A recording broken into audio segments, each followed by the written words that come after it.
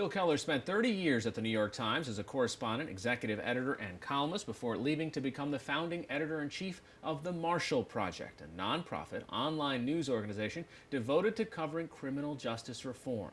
As part of Chasing the Dream, a public media initiative about poverty in America, we've invited Bill Keller here to discuss how poverty can lead to prison and how prison can lead to poverty. So thanks for joining us. Thank you. One of the fantastic reports that your project had turned out here in the New York area was the Rikers prison. And one of the fascinating findings that I don't think most people recognize is that the vast majority of Rikers Island's residents were very poor and they were awaiting trial. That's right. But I think something like 450,000 of the people who are in jails in America, that's like 2/3 of the jail population, are there because they can't make bail. There have been several high-profile deaths of African Americans at the hands of law enforcement over the past year. Michael Brown in Ferguson, Freddie Gray in Baltimore, Eric Garner here in New York. So what do these incidents start to tell us about the patterns of policing in areas of concentrated poverty? I'm not sure that there is an actual increase in the number of shootings, specifically shootings of young African American men at the hands of police. One big difference is that people are taking pictures. So it's more visible. There's been a surge of experimentation over the last decade or so of policing strategies aimed specifically at communities where crime is most common. And the thing about poor communities is they produce the largest number of incarcerated people. They also produce the largest number of victims of crime. Some of the experts who follow policing strategies think that these experiments in things like zero tolerance, broken windows, stop and frisk, which were sort of blanket policies that they tended to indict the whole community, and that has contributed to the tension between those communities and the police force. We've also done stories here at the NewsHour about ban the box legislation that's kind of making its way in different states. How significant is that, especially for impoverished communities? It's significant. It's a gesture. Most of the employers, and this is true of universities and colleges as well, that have banned the box on the application form still reserve the right to ask you about a criminal record once you get to the interview.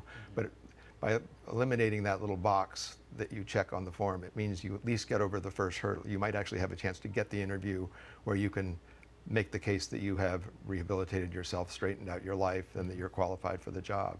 So it makes a big difference. Another criminal justice reform announced recently was President Obama's plan to restore Pell Grants to prisoners. There is a lot of strong research that shows that giving somebody an education while they're incarcerated greatly increases the likelihood that they will not commit more crimes when they get out. The other thing is they make a big difference on the atmosphere inside prisons.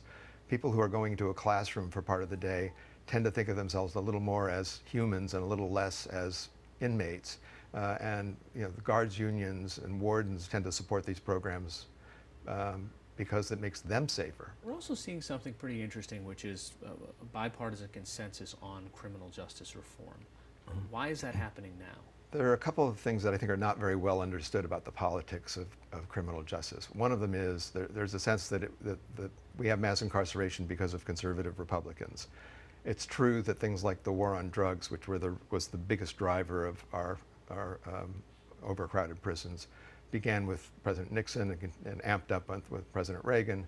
But it's also true that Democrats played a very active role, partly because their constituents were demanding it, partly because there are a lot of Democrats who believe that to get tough policy is better, and partly because they were just scared to death of being portrayed as soft on crime. The other thing that's not well understood is there's a sense that conservatives have begun to embrace these issues now because it's so expensive.